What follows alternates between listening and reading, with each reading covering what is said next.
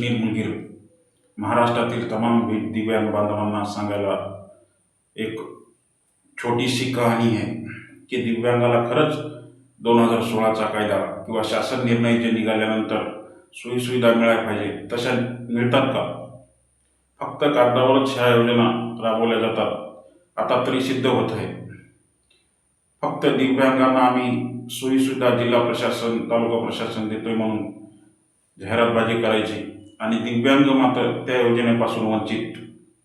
एक साधं उदाहरण आहे. एका छोट्याशा गावामध्ये दिव्यांग राहतो. त्याचं नाव आहे उमेश लोखंडे. अहिल्यानगर जिल्ह्यात तालुका श्रीगोंदा, गावाचं नाव गार हनुमंतवाडी येथील उमेश सुभाष लोखंडे, राहणार गार, तालुका श्रीगोंदा, जिल्हा अहिल्यानगर. मी छोट्याशा गावात राहतो. माझं संजय गांधी निराधार योजनेचे 8व्या महिन्यापासून पैसे आले आणि तिथून पुढे बंद झाले 9व्या महिन्यापासून. तर मी तहसील कार्यालयात पण जाऊन चौकशी केली तर ते काही समाधानकारक उत्तर देत नाहीत.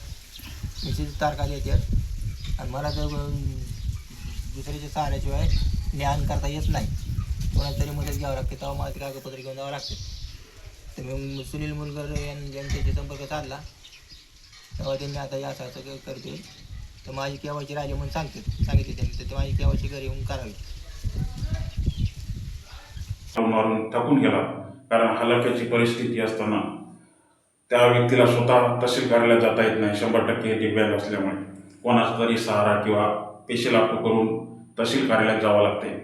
मग माझं एवढंच म्हणणं आहे किंवा प्रशासन म्हणते आहे आम्ही दिव्यांगांच्या घरोघरी जाऊन आम्ही सर्वे करतो, दिव्यांगांना सोयीसुविधा देण्याचा पूर्ण प्रयत्न करतो असं सांगते. मग ह्या दिव्यांगाला त्याच्या संजय गांधी निराधार पेन्शन का त्याला मिळत नाही? त्याला वारंवार तहसील कार्यालयाच्या उमाटा झिजवावा लागतो. आज सांगायचं तात्पर्य शरदचंद्रजी पवार साहेब हे तर एवढी मोठी व्यक्ती आहे की त्यांच्याकडे कुठल्याच गोष्टीची कमतरता नाही. त्यांच्याकडे गाड्या आहेत, हेलिकॉप्टरनं जाऊ शकतात. त्यांच्याकडे जिल्हा प्रशासन त्यांचा साधा फॉर्म भरण्यासाठी पूर्ण प्रशासन त्यांच्या घरी आणि त्यांचा फॉर्म भरून घेण्यासाठी. मग या व्यक्तीला उमेश लोखंडे नावाच्या व्यक्तीला केवायसी जर त्याला जागेवर जर उपलब्ध झाली तर ते आज ह्या योजनेपासून वंचित राहू शकला नसतं.